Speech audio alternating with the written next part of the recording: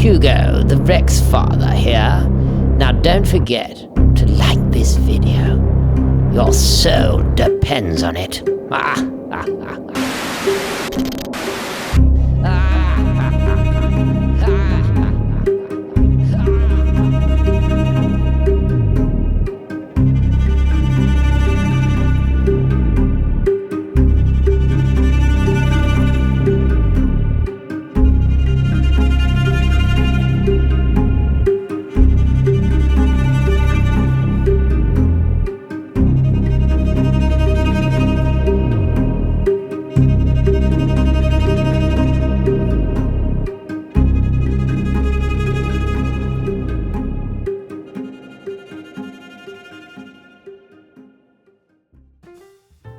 Okay, hi guys, and welcome to the show. Today we return to an old subject on this channel, and we're discussing history and horology and the power and influence of German horology in particular. Now, of course, I'll do my quick wristwatch check, wearing a Dan Henry 1962 on this kind of, well, actually it is suede strap. I think it's from Holben's by Fluco. I might be wrong. I'll leave the link down below, but you can search suede strap, you will find it. I love it. It just matches the watch, in my opinion, and of course my suede chukka boots. But we're not discussing fashion, not today, so let's get into the video.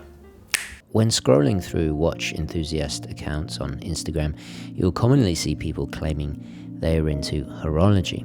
But their posts are never-ending series of pictures showing watches. And yes, while watches are certainly a part of horology, it's only a small part.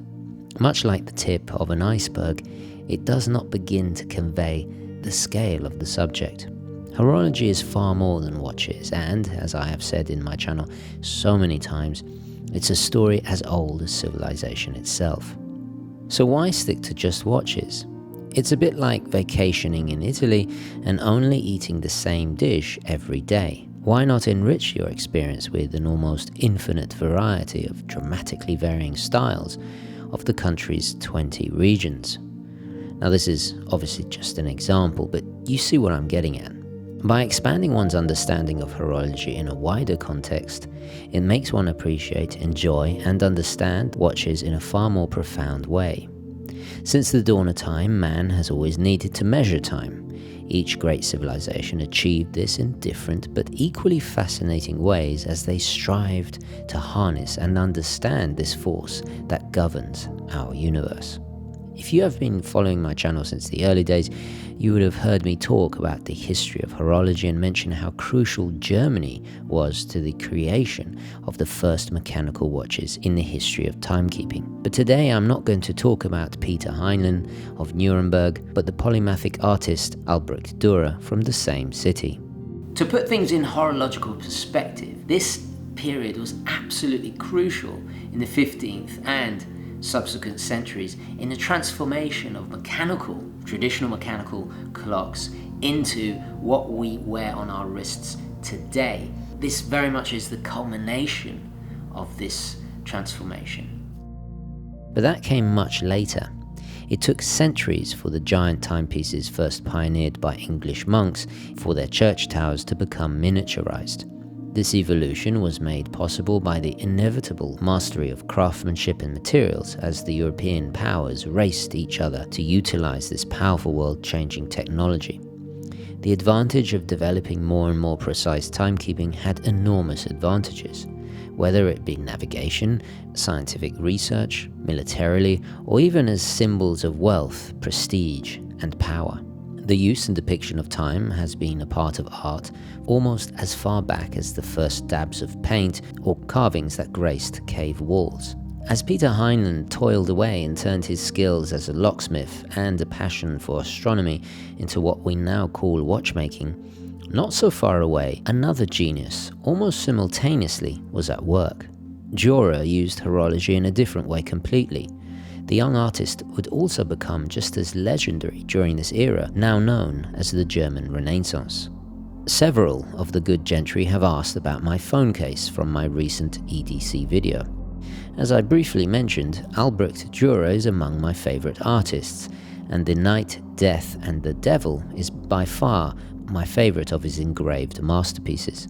I love it for its symbolic themes of strength, courage, resilience, self-reliance, loyalty, faith, time, death, and most importantly, the sense of purpose it evokes. It's clever, mesmeric, and influential in how it is infused with complex iconography, all displayed to the viewer by the unquestionable talent of Durer. The numerous ways this capolavoro has been interpreted over the centuries is almost as fascinating as the work itself, sometimes used for good and other times used for evil. This mirrors the subject matter depicted, which again is a testament to the prophetic mastery of his work. But however you choose to understand it, beyond the genius of the artist and the timelessness of his work, one thing is for certain.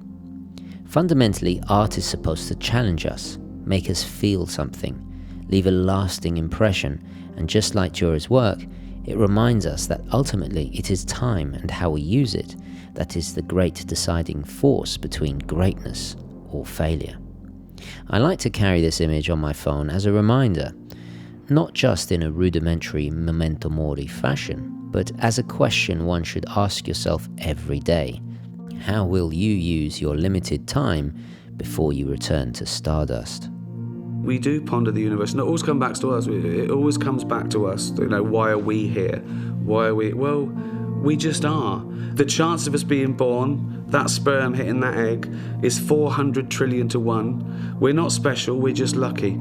And there's loads of reasons why you can say we're here. It's more what you do with it. In an earlier video about the power of horology in acclaimed art, I discussed the English master painter Wright of Derby and how he used his chiaroscuro style to document the Age of Enlightenment. He utilized this then modern style of dramatic lighting to demonstrate man's championing of science, in contrast to its use in art of a more traditional religious nature, such as Renaissance painter Caravaggio's most famous work. Derby's use, however, was groundbreaking, daring, and even controversial.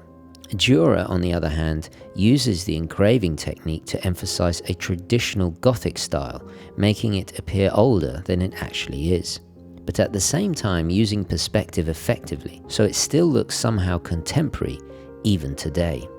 Durer's aesthetic is very much old world, and so is the setting, landscape, themes, inspirations, and objects depicted in the picture. The chivalrous knight, the hourglass, which by then, as Peter Heinlein had proved, was a dated horological instrument, the skulls, castle, the ancient pre-Christian demonic creatures are all also in keeping in this old view of the world. The engraving draws direct inspiration from Psalm 23, though I walk through the valley of the shadow of death, I fear no evil. Night, death, and the devil is dated and signed by the artist at the bottom left in a tablet scribed S, meaning the year of grace 1513. But despite this old-fashioned look, Durer has one thing in common with Derby. He subverts the style to say something new, something that would be relevant to somebody looking at it today just as much as someone viewing it hundreds of years ago. His numerous preliminary sketches of the knight figure, just like the schematics of a watchmaker, show how careful and planned this message was. Durer also reminds us that on your journey you may be joined by those who believe in you or are heading in the same direction. The loyalty and devotion of the faithful dog and proud horse portray this. Subconsciously, Durer makes us picture ourselves as the knight. Therefore, the imagery tells us that if your self-belief is strong, it will also inspire those around you.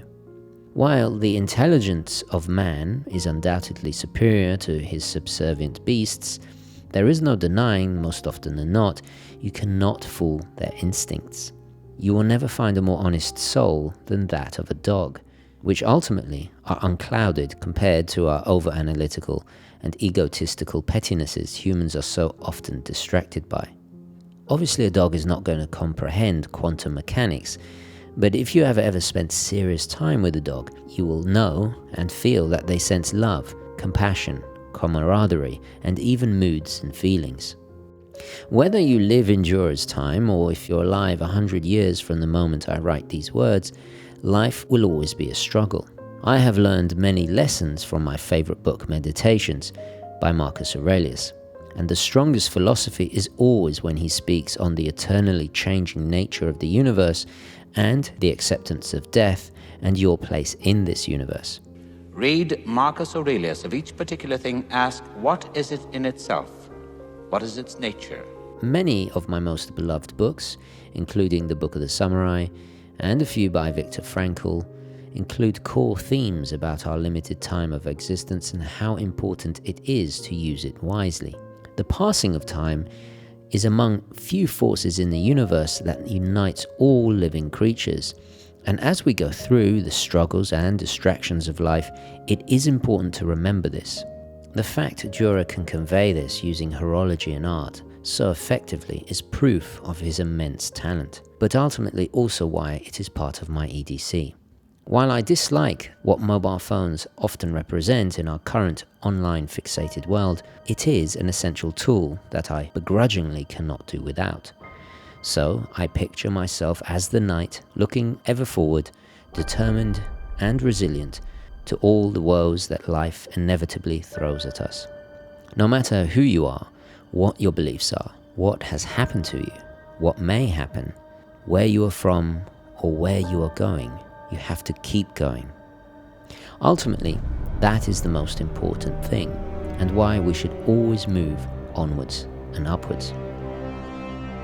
I leave you with these words from Marcus Aurelius. Our actions may be impeded, but there can be no impeding our intentions or dispositions, because we can accommodate and adapt. The impediment to action advances action. What stands in the way becomes the way. So I'm going to leave it there. Please do let me know your thoughts, queries, comments, opinions, all the rest of it down below. Thank you so much for watching, and please don't forget to like this video. What else? Hit the bell icon so you get notified of new videos, and of course there's a new official Urban Gentry shop where you can buy some very nice merchandise indeed. So thank you for watching, and I will catch you in the next one. Okay, ciao.